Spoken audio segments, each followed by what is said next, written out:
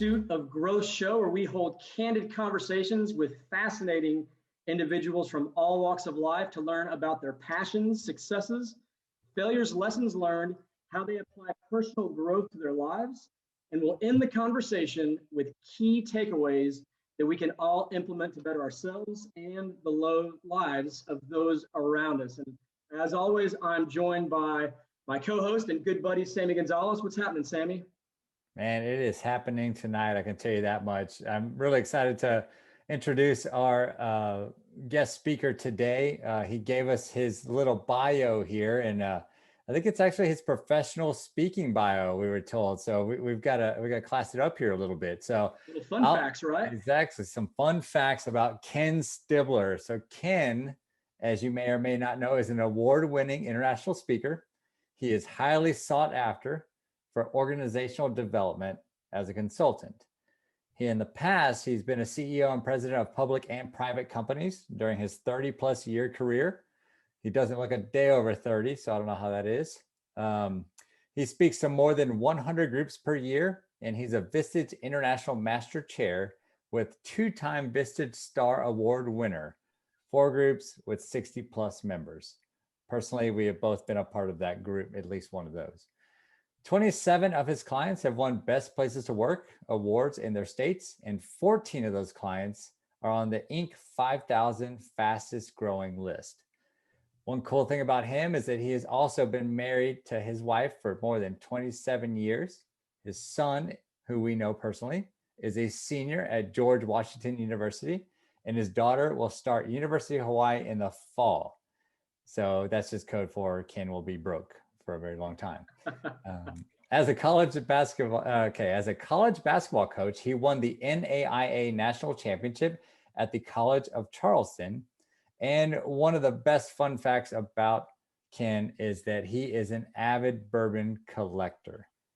And so a man of many skills and many talents, and a dear friend of ours. I want to introduce and welcome Ken Stibler. How's it going, Ken? Guys, thanks very much for the kind words. I appreciate that. Good to be here. We've been talking about this for a long time, so I've been counting down the days for the last 2 weeks. So I'm excited to be here. That's awesome. That's awesome. Well, I mean, I think first and foremost, what we always do with all of our guests is I want to lead you off with a nice little intro question there, and then we're going to get to the meat of this, the hard-hitting questions. But first and foremost, we want to know about your first professional job. We want to know, what lessons did you take away from that experience? Well, it's ironic that we're right here in the middle of Final Four, time college basketball. And I graduated college and I wound up becoming a college basketball coach. I worked at George Mason University. And back in the day, we were only allowed to have 2 assistant coaches on your staff that were paid. And the number 1 assistant was a gentleman by the name of Rick Barnes. And Rick, who's now the head coach at the University of Tennessee, was also at the University of Texas for many, many years. But he was the first assistant. I was the second assistant. And I won't tell you how much money I made. It was kind of embarrassing, but awesome to be able to just do that. And I was actually all set to go to Tulane grad school.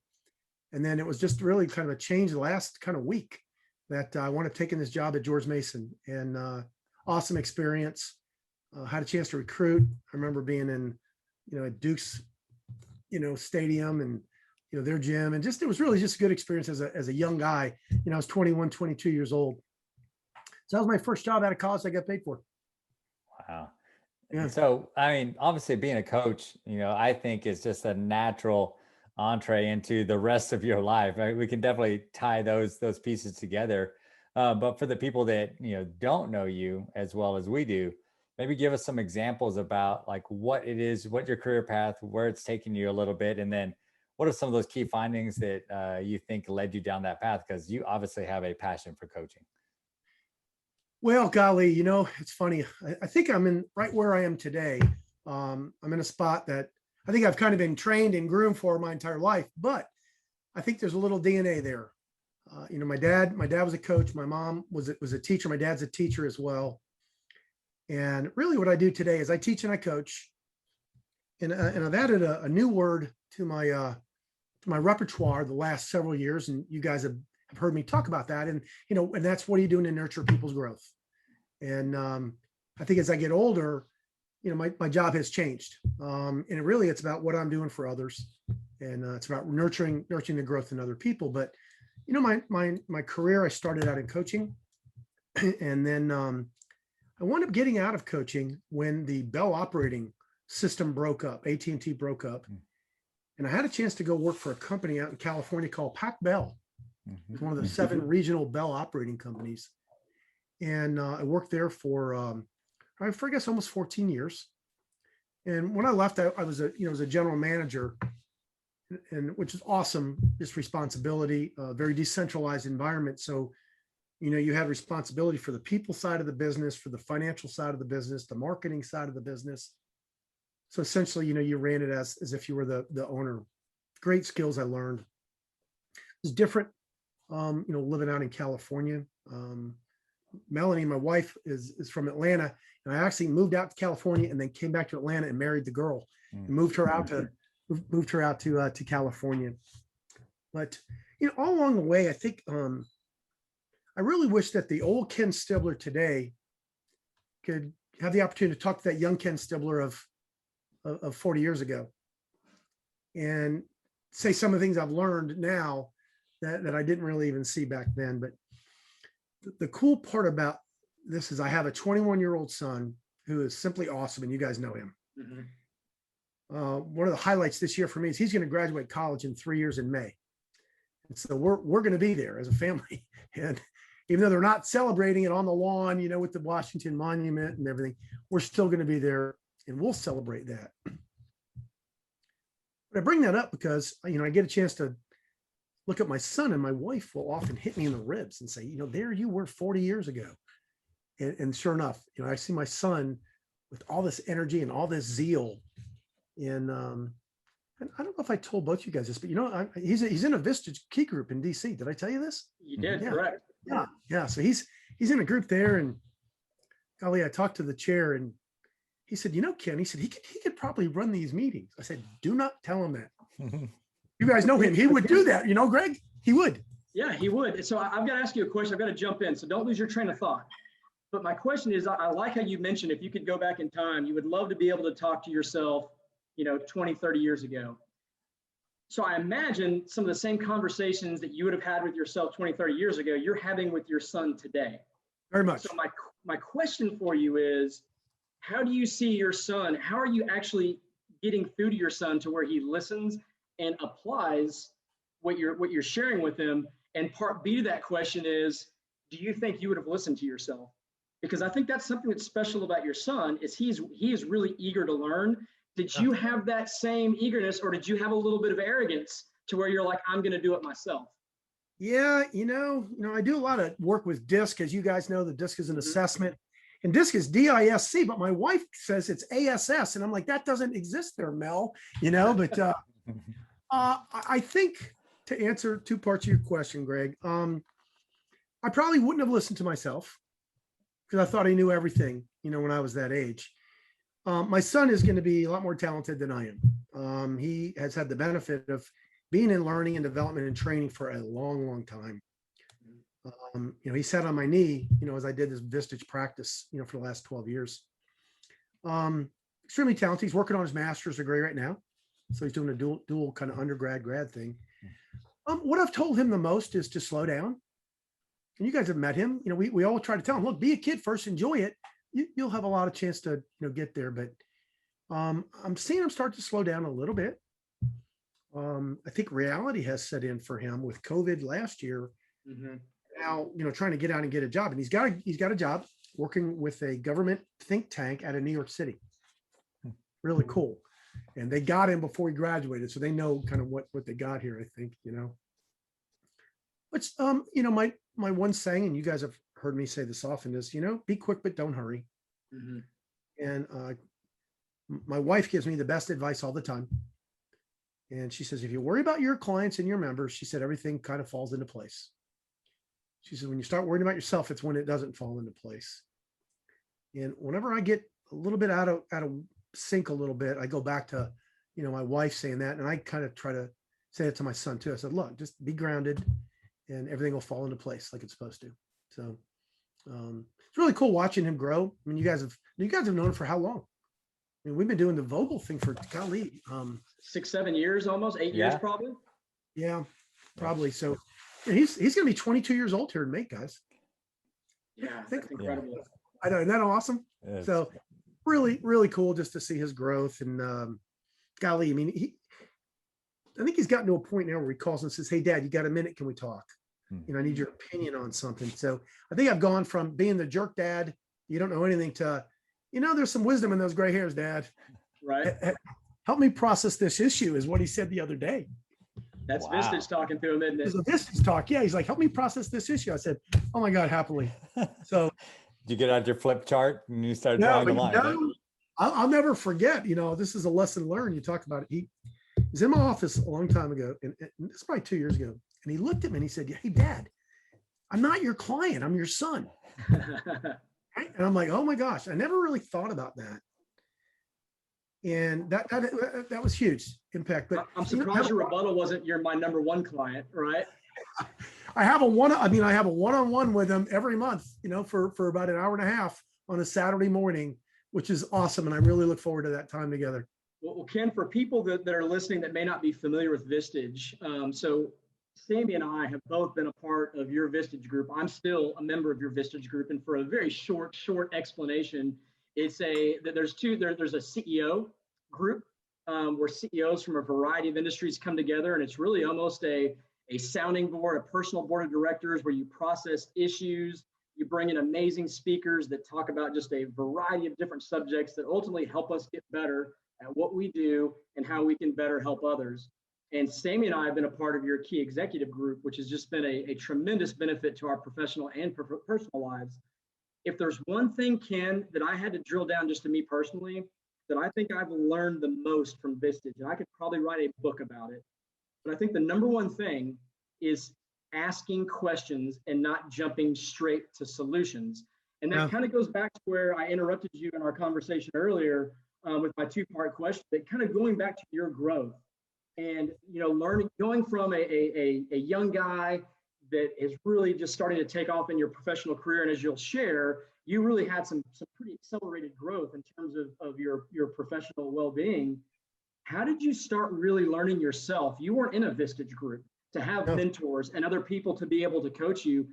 Talk a little bit about how your professional growth occurred and how you learned to really utilize a lot of the skills you teach today. Well, I think there's no substitution for hard work, Greg, number one. And, you know, I've been around you guys for a long time, and, you know, I challenge people to outwork me. You know, I challenge my son, and he's like, "Dad, I'm not even going there." You know, but that's a characteristic of my generation. I'm a baby boomer, right? And we worked a zillion hours. You know, I'm not that I'm winding down now, but, you know, I'll be an empty nester here with my daughter going to University of Hawaii here in a couple of months. But, you know, here's the shift for me. And there's a saying, it says, "To know others is knowledge, to know thyself is wisdom," right? And I think I was all on this knowing thyself when I first, you know, or started out, but it wasn't about knowledge. It really, or about wisdom. It was really it was about being selfish. And so I think I was selfish early in my career. And I had to have all the answers. The shift for me has been, I don't have to have all the answers. I have to have all the real good questions. And you guys know, I mean, I stick in the question. I'm like, "No, that's not good enough." Sammy, I remember our last time we processed an issue for you. It was great. I'm like, "No, come, what's the real question here, guys? What's the real," you know? So that is a shift. But that is an intentional shift, I think, Greg, that I do believe comes with time. I don't think you know that inherently when you come out as a 21-year-old, you know? And so I think it's cool that my son has this opportunity to really kind of be involved with a Vistage group with, you know, we'll call them peers, but these people are, you know, some of them are 20 years older than he is, right? So what a great opportunity for him. I'm real excited for him. But golly, you know, I think it's staying grounded. You know, I've had a lot of success, but my success is built on the shoulders of people that are a lot taller than I am. And I have to tell you that. I've been able to take for, you know, the longer part of my career. You know, now it's really time for me to give as this thing shifts a little bit. So that's been really cool for me to to kind of recognize that. And you guys have probably seen a little bit of that in the work we've done. Yeah, there's been a shift for me. Yeah, absolutely. I think one of the things I've always admired about you is your ability to have that continuous, it's not hustle in that term that some people think. It's like that you don't stop and smell the roses, because we've enjoyed many a rose smelling throughout our time together. But it's the ability to put in that work, to put in that time to make that impact. And most of the time that impact comes from the ability to, again, knowing who you're talking to, understanding who you're with, and really digging down and utilizing the skill set that you have to really pull out questions, concerns, comments, just being able to really understand people. And so really I think that's where a lot of what you mentioned from your first job really comes into play too, managing the people side, the business side, the marketing side, everything about it. So it's pretty unique to see somebody that's been doing that. But also we did notice, I mean, you have changed over the past couple of years for the better. I do believe so. So I think a lot of people have noticed. They say change for the better. I mean, you've always No, been I got it. so. Yeah, I got it. I mean, I honestly, I think that I take this responsibility. And I think about it all the time, because if you think about it, I'm really influencing behaviors of people and influencing behaviors of leaders. I get a chance to work with the leaders, the few that work with the many. And, one word misplaced or what have you could alter, somebody says, well, should I fire this person?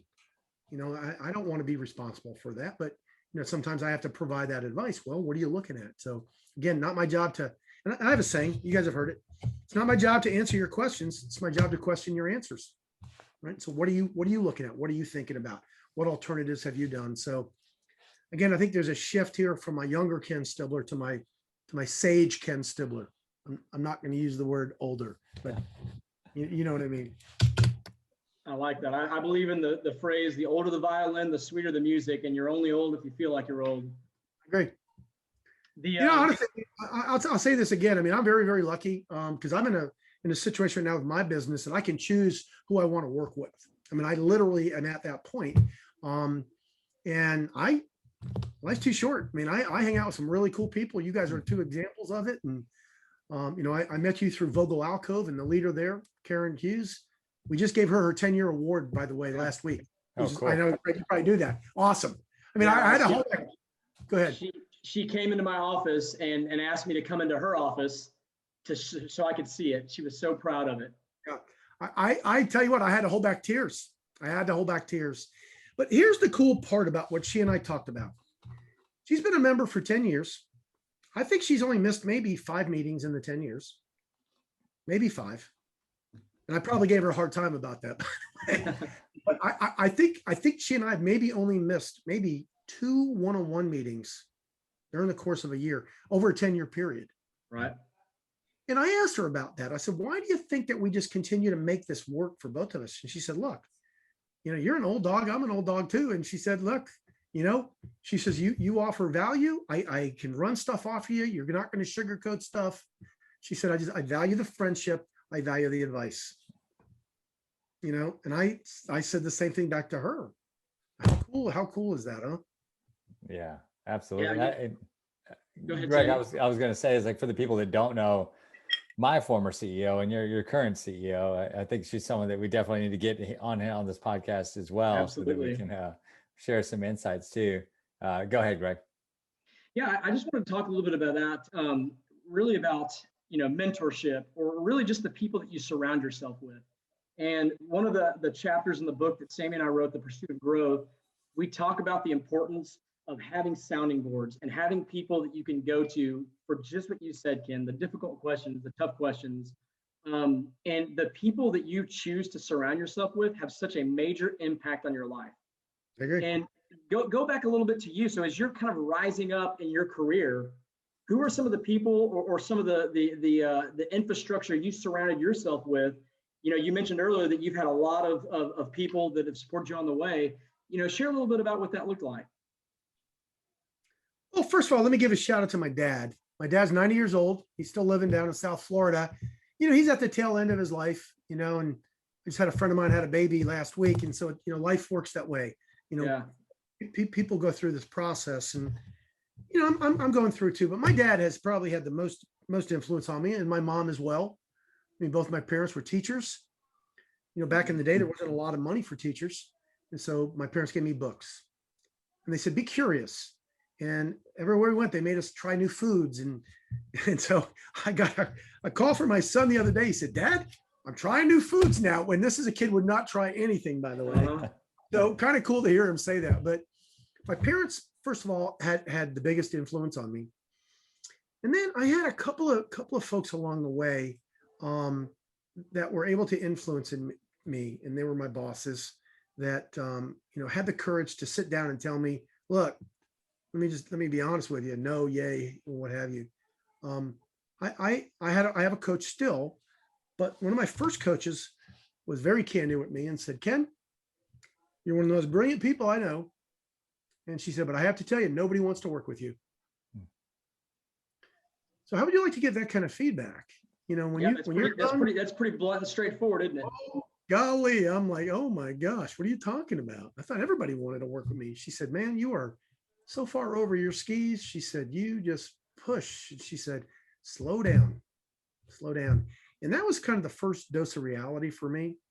And I've never forgotten that story. I can tell you exactly where it happened, and when it happened and how old I was and the whole bit. So I think there's been people along the way that have really contributed to, my maturing, my looking at things a little differently. I think the Vistage organization has just been fantastic. As a speaker, I get a chance to walk all around the country and talk to CEOs and other chairs that truly want to learn, that are interested in what I have to say and are willing to challenge my thinking on it. So that's forced me to have to really, kind of sharpen my pencil here a little bit. And to show up, right? Yeah, and you hear me say show up all the time. I'll tell you a fun story that happened to me recently. Wasn't so fun at the time. It happened this year.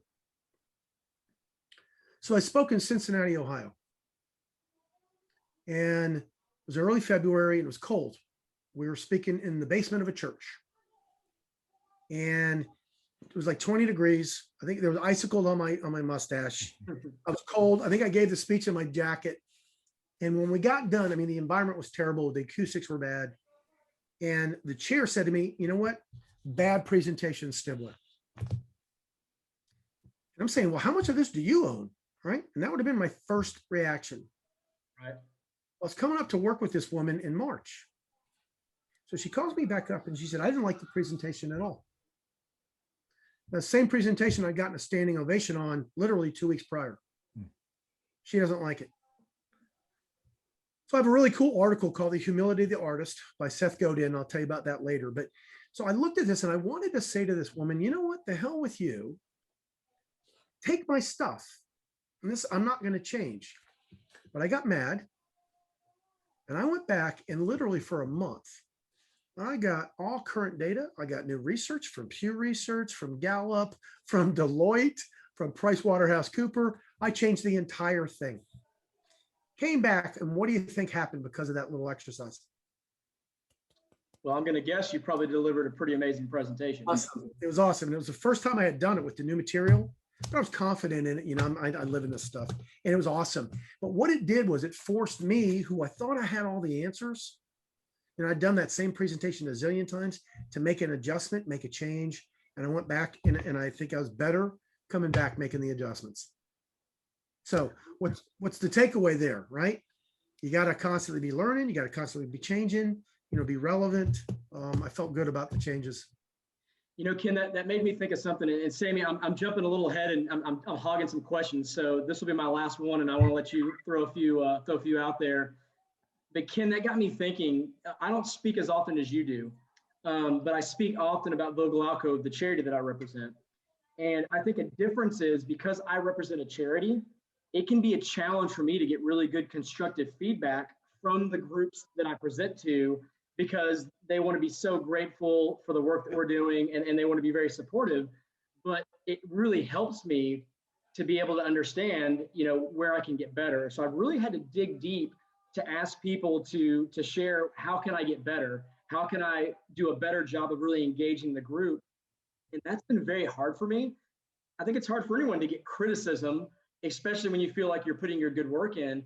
But the lesson from that is exactly what you said. My presentation over the last 5, 3, 2 years, I think just continues to get better because I'm forcing myself to ask people, hey, tell me what I said that resonated. And was there a part of my presentation that maybe you tuned out on, or maybe that you thought was a little too overwhelming? And just being able to get that feedback consistently, it's a hard thing for us to do in all aspects of our life, is to accept criticism. But if you can get to the point where you become comfortable taking criticism, I feel like it's a superpower. Feedback is a gift, Greg. You know, we talk about that all the time. And you got to be able to understand when people are, you got to understand who is giving criticism that you should take, as opposed to people just giving opinions. But I think for the most part, you can make that determination fairly seamlessly. Well, here's what's interesting. If you go back, I mean, we're sitting here March, today is March 31. So it was a year ago. March 13th for me is when COVID hit, right? I was speaking in University of Tennessee, and we're supposed to have 400 people show up and 20 people show up. And I'm like, you got to be kidding me on this. So that day I changed what generation I was part of. Right. So I talk about generational differences. I'm a boomer, but that day I became a Zoomer because I couldn't even spell Zoom. And all of a sudden now I'm delivering everything through Zoom. Now, doing it through a Zoom environment and doing it in person, very different skills and what have you. So this is a shout out just to everybody that's doing this work and having to present online. You can actually get a certified virtual presentation, designation. So it's called Certified Virtual Presenter. And it's relatively inexpensive. I would highly recommend it to everybody. Take a look at that. I don't make any money on the plug, but worth going through the half-day course and getting a certified virtual presenter certification. That's something that I wanted to touch on a little bit more, the different groups you've been a part of. And so I want to kind of transition the conversation over to some working with businesses of like a variety of businesses, right? Different industries, different levels, some startups, some like well-oiled machines. But I want to talk about those challenges you face when you're working with those leaders. So maybe let's start with something small, a smaller company where you feel like you face some challenges and were able to impact change, and then something a little bit bigger, from everything from like culture, or the technology side of stuff and the people. Well, so first thing I'll tell you is that employees do not come with a manual. Whether you are the big company or a small company, I can't go to page 6 and say, there's Greg Brinkley. That's exactly how we're going to deal with him. And Sammy Gonzalez, he's on page 14. So, and so it's different in every single environment. And, as you guys know, I'm certified with Gallup and I read constantly. And so I've got a really cool program. I've got 27 companies that have won top 100 best places to work award. The unique part about that whole presentation I do is it's every one of the companies won the award. Everyone has lost it. It's really about the changes that the CEOs made in themselves. And so for me, I have a quote I give in every presentation, and it starts with a question. I'll be in an audience and I'll ask the question, how many people want to grow their company this year? Well, who do you think raises their hand? Well, I get the whole audience to raise their hand. I'm like, well, how are you going to do that? So my quote is this, and this has been a big shift for me. If you grow the people, it's the people that will grow your company. So this goes back to the word nurturing. What are you doing to nurture the growth of the employees? Well, this has really been challenging for a lot of CEOs with COVID, right? Because we're not used to it. It's not a normal environment. Gallup came out and they measured 2 things, collaboration and innovation. And both those scores are really way down. But it's the CEOs, and I say that CEO stands for Chief Experience Officer, right? And so what's the experience you're creating? If I come into Vogel has a pretty cool experience, and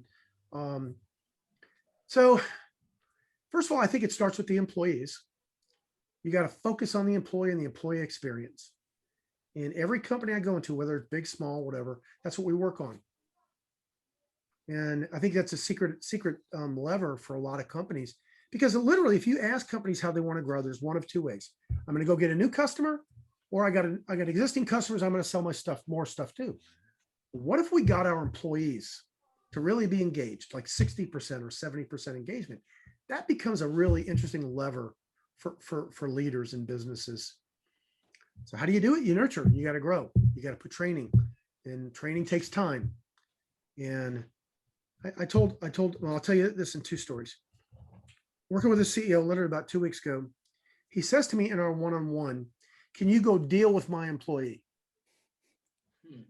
I said, deal with your employees. I said, I'm a little not clear on that. What do you mean by deal? You mean go coach, train, develop that deal? He said, yeah, go deal with them. I'm like, yeah.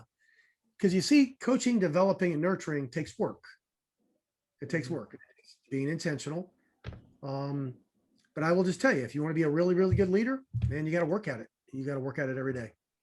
And so I don't know if I answered it a couple of different ways, Sammy, but hopefully I was able to kind of nail that. Big or small, I don't know. It's the same thing. I think it's about the employees, big or small companies.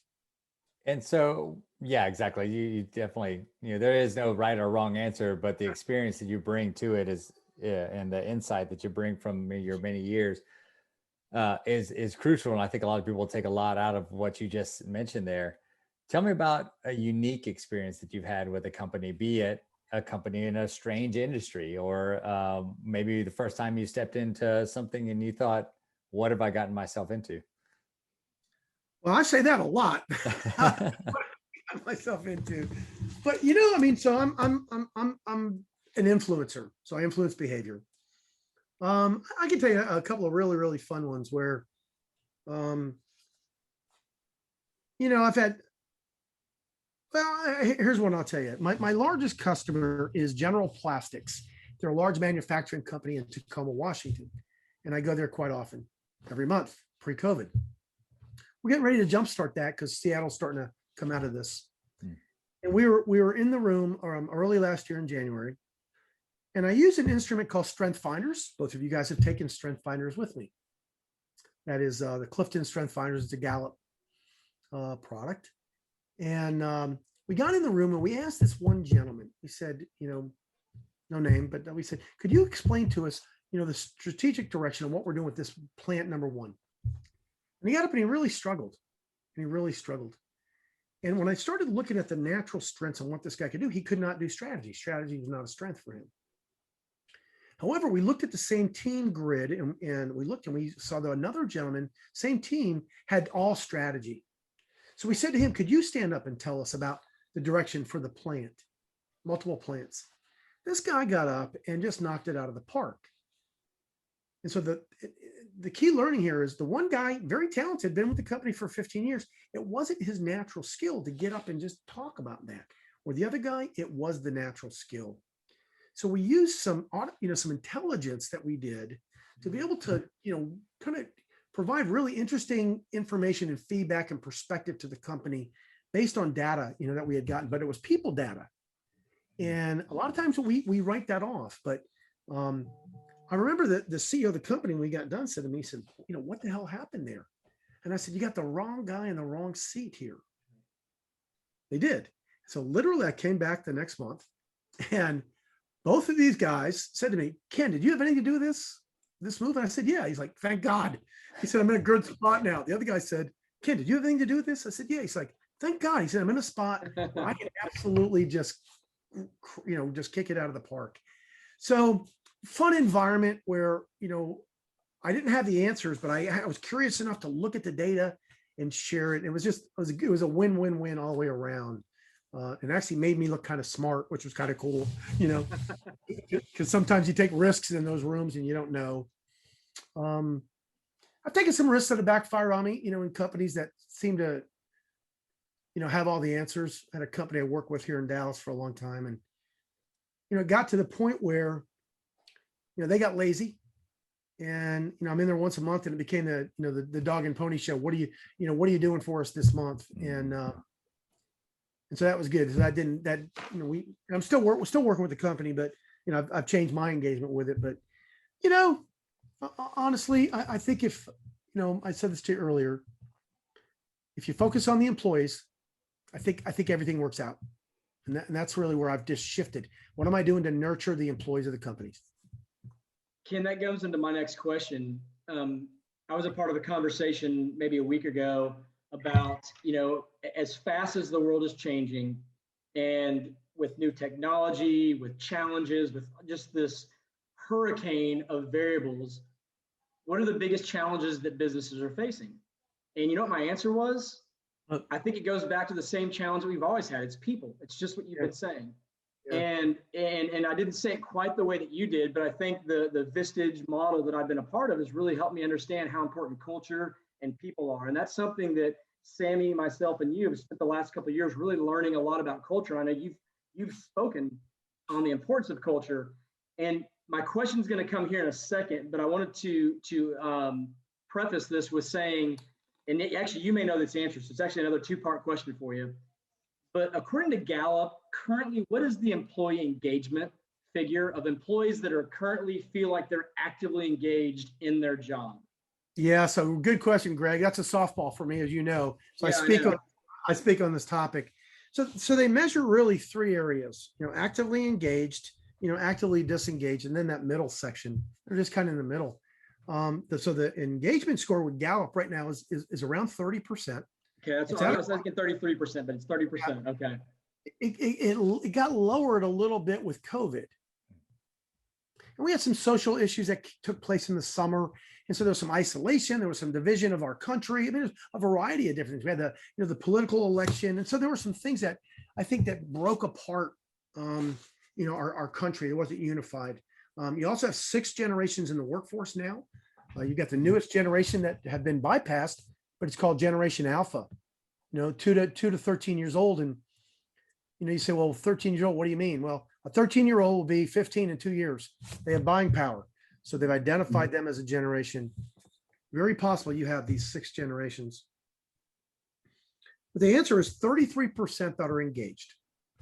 So my argument, and with the work I do with companies, is if I can go into a company and we can, through experiences that we create, chief experience officer, get that engagement level to go from 30% up to the 60 plus, 61, 62, that's considered best of class, according to Gallup. Okay.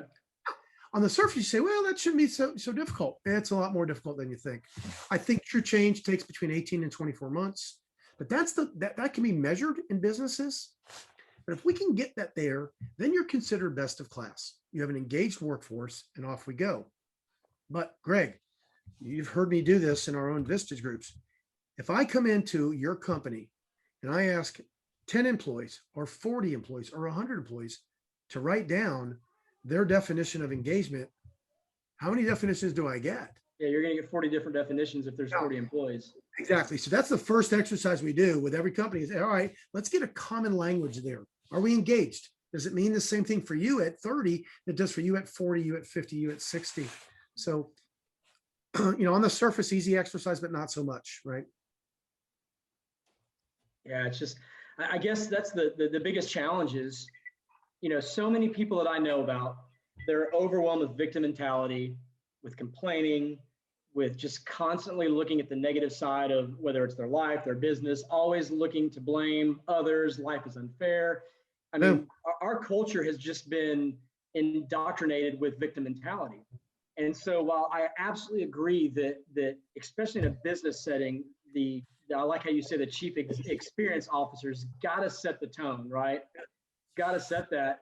But I just wonder, I mean, how do you, when you've got a workforce bringing all this baggage in from their lives, even on a bigger scale, do you see other ways that we can tap into changing people's mindsets on how they approach work, how they approach life? Just any general thoughts on that? Yeah, I do. I mean, so, I'm not a therapist, but I ask this question all the time. You've heard me. What's the difference between coaching and therapy?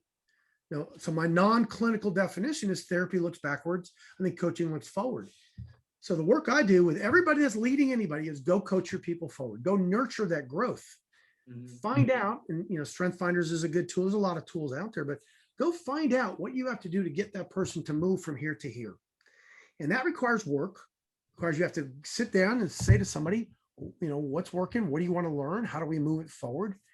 Some tough questions, but you gotta show up to do that, and so I tell people all the time, go coach your business forward.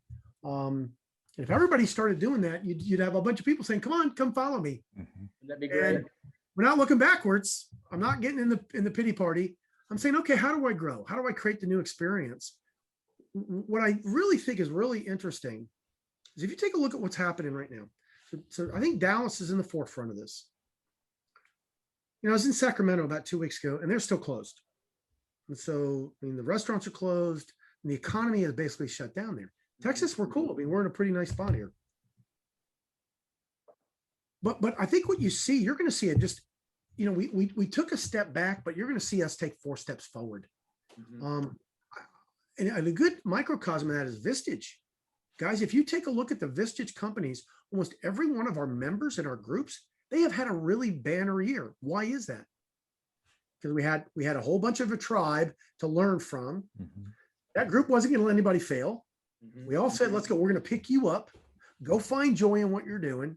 And so that peer thing, Greg, you've been part of this group for a while. So you too, Sammy. I don't think there's a single thing that anybody in that group wouldn't do for another person there. Yeah.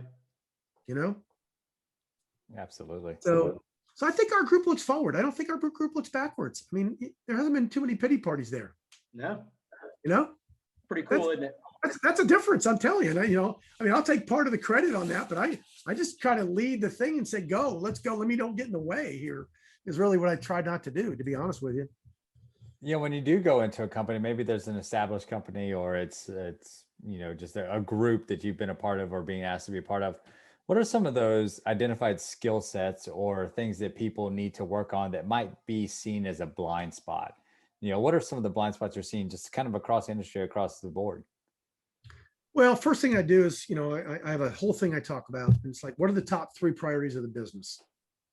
So I like to take the leadership team and get them to give me their answers, and then take the company and do that with the staff. And most of the time you have this disconnect or misalignment, as I call it. Yeah. So there's a lot of different things that you can do definitionally. Let's get a common definition of what, alignment might be, or what high performing team might be, or what engagement might be, or what empowerment might be. And it becomes difficult for leadership because you do have multiple generations. You do have multiple gender, possibly have multiple languages, depending upon where you are. Right. I work overseas. But if you can get this leadership language right, and here's what I mean by that. So I'm in New Orleans on a regular basis. Shout out to my friends down there at Creole Cuisine Concepts, the Amari family, the 3 brothers. They're rock stars. But when you go down to New Orleans and you're in the French Quarter there, you hear jazz. Both you guys are musicians, so you can appreciate this. There's this thing called rhythm that shows up, and it shows up in New Orleans specifically. You get this rhythm. Well, when I'm in a company, whether it's a manufacturing company or whatever, and General Plastics in Tacoma is the best example. Walking through the plant floor, the CEO, Mitch Johnson, looks at me and says, "Are you listening to that?" I said, "Yeah." He says, "What do you hear?" I said, "I hear the stamp of the machine." He says, "Oh, hell no." He says, "That's the stamp of me printing money, Ken." And he said, when that stamp doesn't know, he says, "I know I got some problems." Yeah. Well, same thing I think when I come into companies. If you start listening to the leadership and the words they're saying, are you hearing, hey, are we aligned on this? Are we clear on the priorities? And if you're listening to the right words, are you empowered? If you listen to that rhythm that shows up in the leadership language, it's really telling. What's been one of the biggest takeaways, or maybe a couple takeaways you've taken that you had that light bulb moment when you talked to somebody like, that you learned from a CEO or you learned from a group? Well, I got one real good one. Never forget this one. So I actually was coaching somebody, and I used this term, and I said, "I know how you feel." Guy looked at me right in the eye and said, "You have no idea how I feel. You have no idea how I feel." And he was right. I thought it was the right thing to say. He said, "You have not had this happen to you. You've not been in the same situation. You have no idea how I feel." And that's one of those moments you don't forget. And I don't use that anymore. Now, I had COVID in December, knock on wood. If somebody else tells me they had COVID, I might say, I know how you feel. I think, because I didn't have any respiratory problems, so you might have, but we both had COVID. So yeah, I understand maybe how you feel a little bit, but I am very careful not to use those words. That's probably one of the biggest takeaways of my entire career. Can I have a question specifically about the CEOs that you work with? And again, CEOs are just like any other people. They have different personalities, different strengths, different weaknesses, different, just across the board. However, I think without overgeneralizing, many CEOs, I think it's safe to say, can be very, very proud of their ego. They can be very type D in terms of, this is my direction. You're not going to get in my way, and you're not going to change my opinion on something because I've made my decision. I'm going to go forward with it. I'll just say it this way. They can sometimes be a difficult group to influence, and they sometimes can have blinders up. How do you successfully build those relationships to where these individuals that may not be as open to listen to other people will listen to you? Golly, really good question. And I've had other friends of mine tell me this. They said, look, Stibler, you've been a CEO. So I can come in from a peer perspective and say, hold on, I've sat in the chair. I understand what it means to have a board, understand what it means to have to be clear about, expectations and, growth and what have you. So I've got a little advantage on that one, Greg. I've had some of my other folks I've tried to help get into different coaching things. They're like, look, Ken, you've been a CEO. I haven't been. So that's one thing. But the second thing is the biggest change for me, again, and I mentioned this already. When I first started with Vistage, I thought I had to have all the answers. I thought everybody came to me because, oh man, Stibler, you're this great guy and you know all this stuff. And that's been just a 360 for me. I find I'm asking the questions. I have to have the really good questions. Like, really?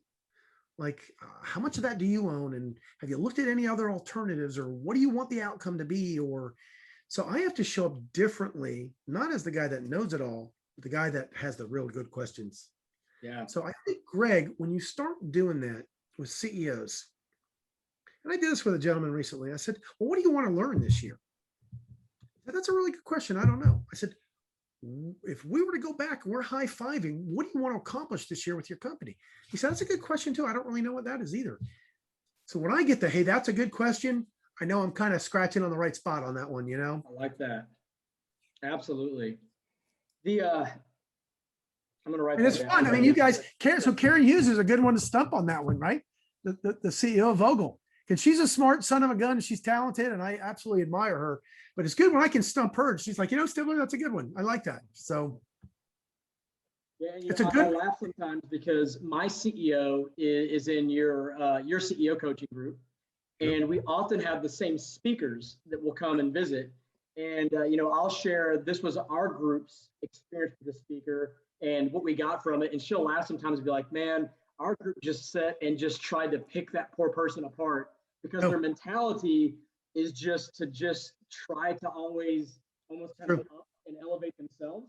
And so there is just a different mindset where I think a lot of times executives may be more apt, to your point, Ken, to be trying to learn, where sometimes CEOs or people that are running their own business can, I think, plateau.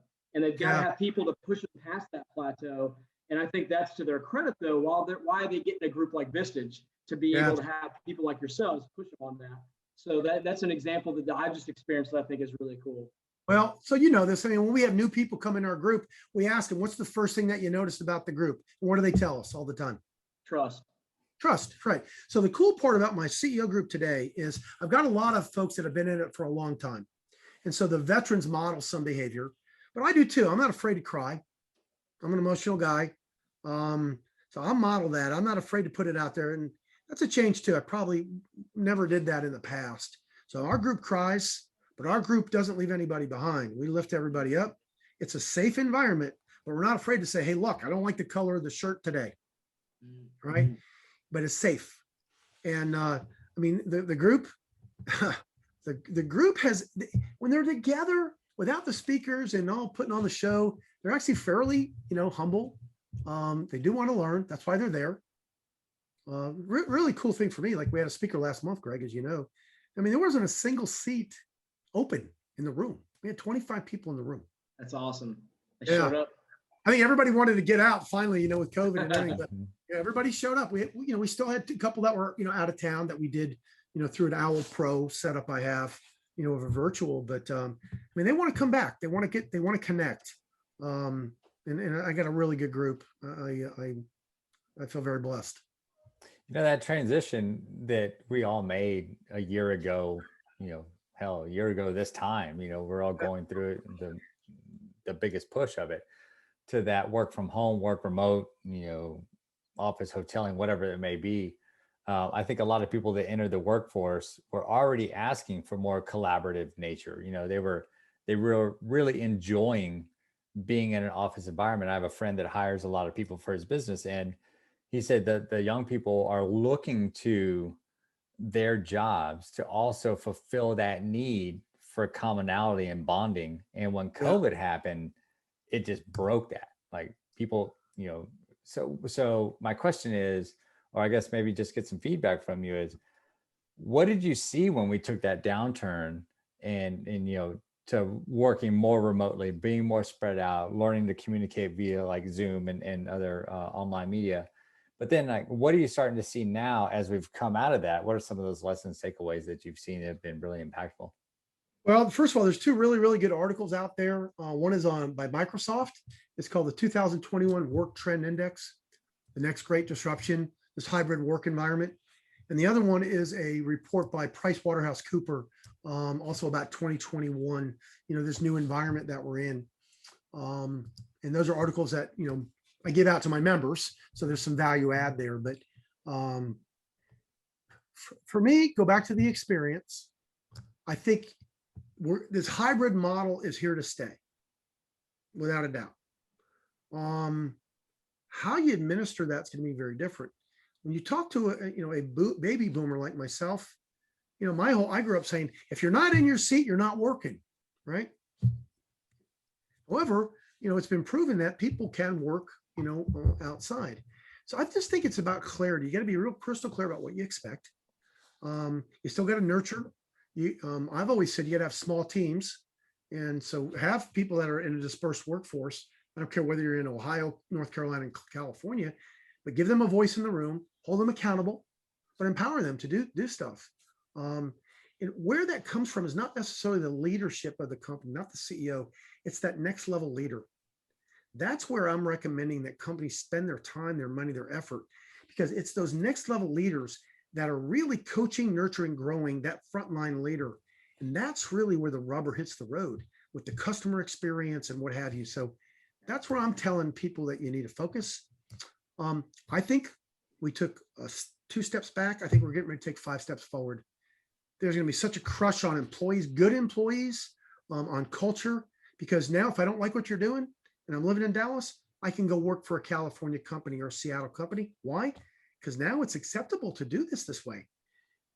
So I think it puts a hell of a lot of pressure on leadership to create really, really cool cultures, which for me is right in my sweet spot. So I like what's happening right now, That's kind of my view.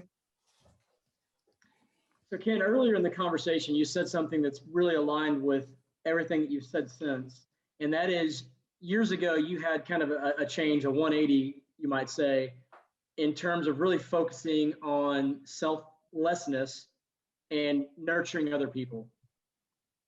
What was the catalyst for that? And why do you think that's so important? Well, there's a couple of different stories. I'll just tell you the most recent one that I remember. So I've been fortunate to win, a number of Vistage's top awards for performance. It's the members that make that happen. I mean, and I remember my wife telling me one time, she said, she said, you're going to look up, and she said, we're going to be gone one day. Your kids are going to be gone. And I think it was maybe like 2 months later, I was in my office, and, I came out of my office and there was nobody home. They had gone out to dinner without me. And it was a little thing, but I remember coming back out, and I wasn't mad. I was perplexed, but it hit me. And it was my wife's words saying, you're going to wake up one day and we're going to be gone. And I made a shift that day because my kids were, teenagers, and I wanted to make sure I was part of what they were doing. So I wound up going from 7 Vistage groups to 2 Vistage groups. And nobody really knew that. And this is the first time I'm telling anybody that. I don't even think I told you guys this. No. No. And so that was the impetus there. And, I let my kids, I took the summers off because I always take July off. And, I made sure we went places and had good experiences, and I made them put the trips together, and really, really cool. So I was able to spend time with my kids, and this time I could never get back. This time I never could get back. And, it's, so that was probably one thing. Golly, most recently, I was out a year ago. I was out in San Diego for the Vistage International Conference, and there was a speaker there, and he's actually a sculptor. His name is Gary Lee Price. He's out of Salt Lake City, and he does this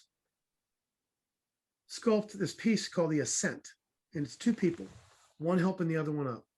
You guys have seen this. I put it on the back of some of the books. And so when I speak, I end every presentation with this now, because he was out there and I had a chance to talk to him, my age. So it was kind of cool. Two old guys talking to each other. And that piece with the two hands is getting ready to become a statue on the West Coast. It can be called the Statue of Responsibility. You can go look this up, but if you look at it, it's one man helping another man up. And I remember as a young guy, I was that young man on the bottom of that saying, help me up, right? And I was the one that was reaching up. And I'm not that young guy anymore. I'm the old guy on the top of this thing. And I'm not an old guy, but I'm the guy on the top that has an opportunity to reach down and grab somebody and lift them up. And if you take a look at the words of this, I mean, it's really awesome. It says, look in my eyes, my spirit cries out to you. If I can reach down and lift you up, you'll reach down and lift 1,000 more. Yeah. And I think whatever I've said today, that's the one message I want everybody to know is, look, a lot of us are still hurting out there. Go find somebody and lift them up. That's been just a big shift. And it's had very much influence on really how I've looked at things, how I speak, how I'm positioned, frankly. Yeah, Ken, I relate with so much of what you said, and I can share that when you told the story about your family going to dinner, I literally got chills when you said that, and the decisions that you made afterwards. In the book that Sammy and I wrote, I shared a lot about how for a large part of my life, the focus was on me. And it's amazing the destruction that does when you become the spotlight in your life. And we actually have a chapter in our book that's all about love and service and how you are using your life to better other people. And in fact, I tell people, and this comes from my faith, the most selfish thing you can really do is prioritize helping other people, because the feeling that you will get in return is on par with any drug that you'll ever take. If you do it consistently, you make it a part of your life.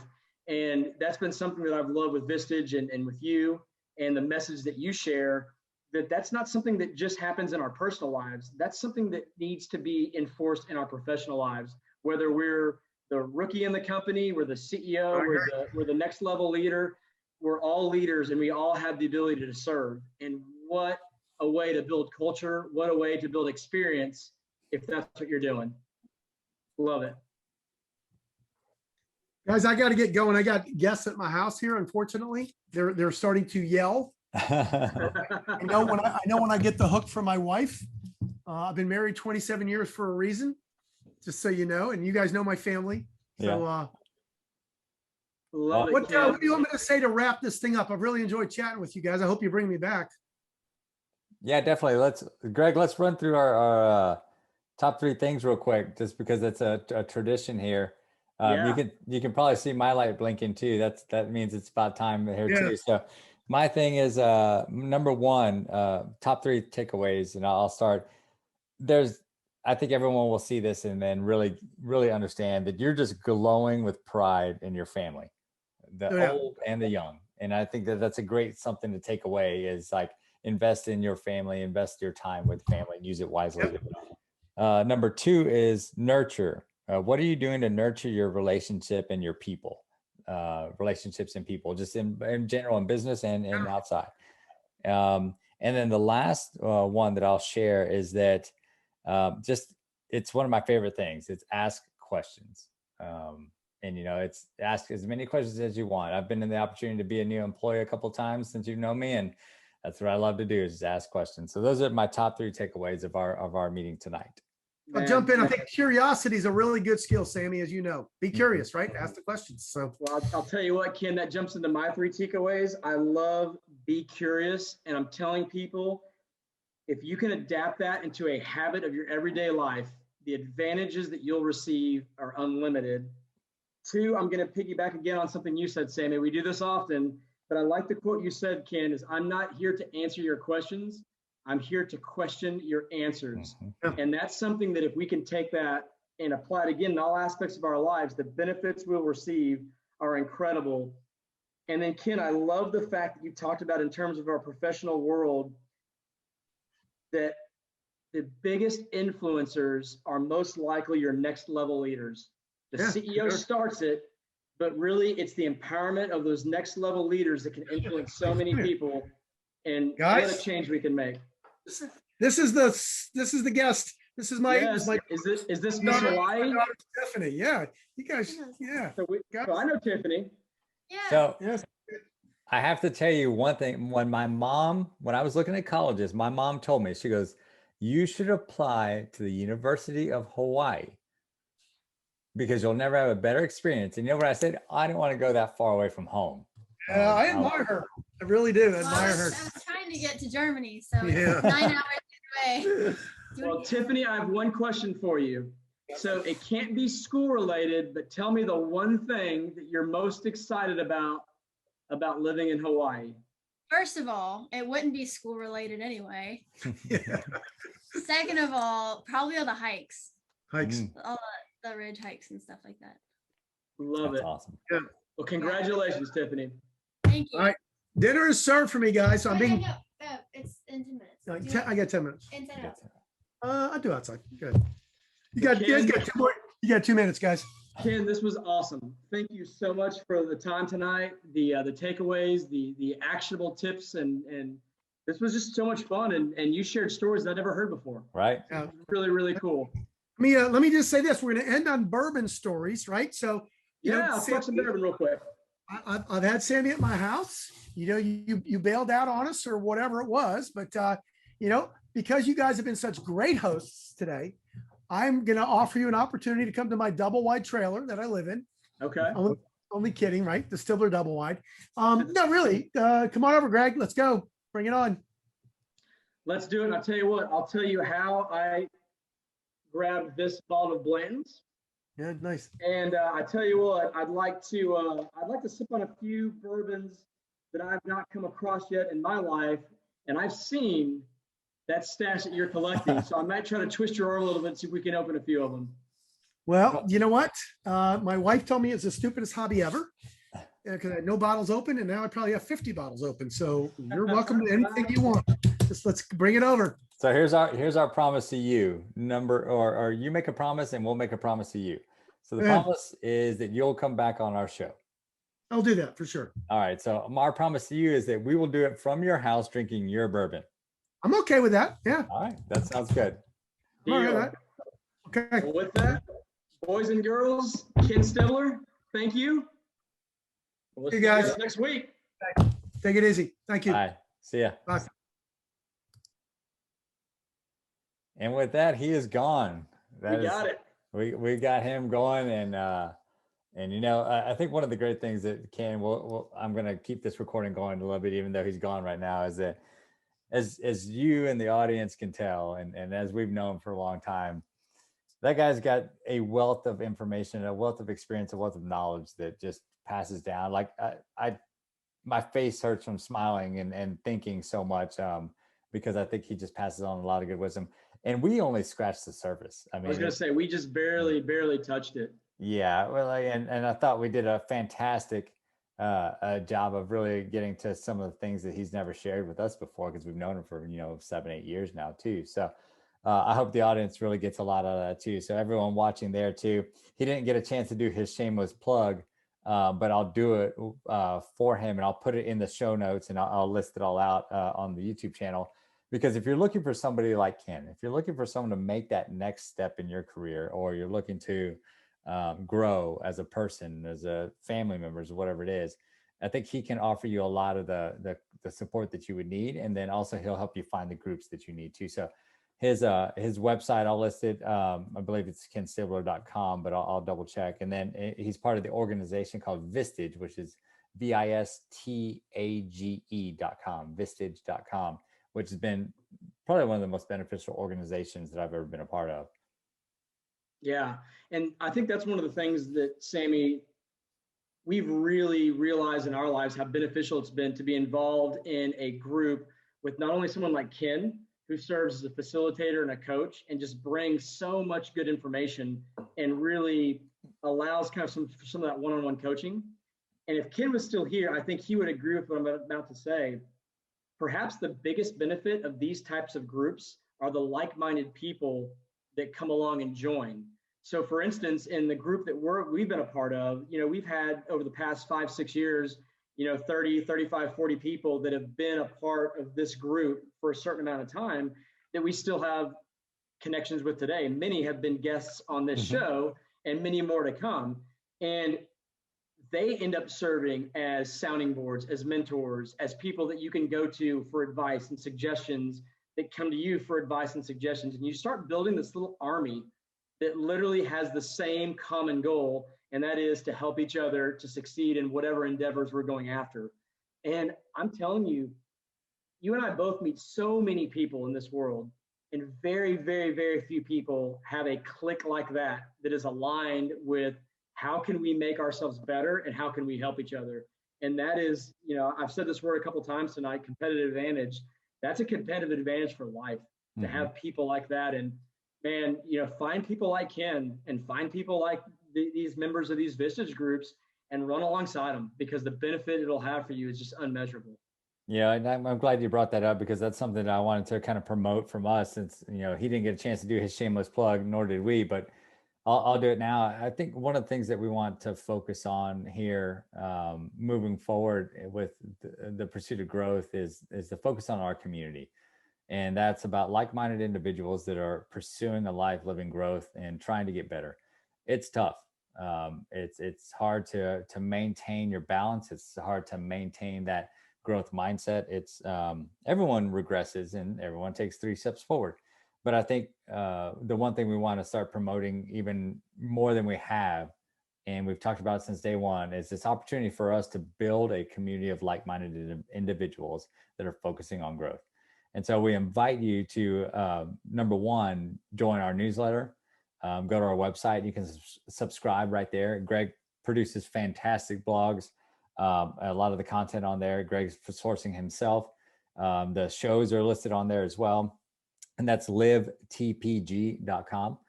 You can go onto our website, take a look at that. We're going to be hosting, now that COVID's kind of at least getting a little bit more manageable, some more in-person style events, some more in-person interviews, some more talks and that kind of stuff too. So be on the lookout, subscribe so you get some news and updates from us, because we hope to be sharing more with you very, very soon. Absolutely. And on that website, you also have the opportunity to shameless plug, buy the Pursuit of Growth book, which really outlines the lifestyle that Sammy and I lead. And really, we work hard to implement, that's based on active progress and growth and what we feel are the 11 foundational areas of life. And we touched on just about every single one of those areas tonight on this show. And it really is a mindset, and it's intentional, and it takes work, but we believe that it's absolutely worth it. And we think you will too, if you just go to our website, give it a shot, take a look over it, and then we'd love to hear from you. So reach out, tell us what you think about Live TPG, whether it's our blogs, our shows, our book, you name it.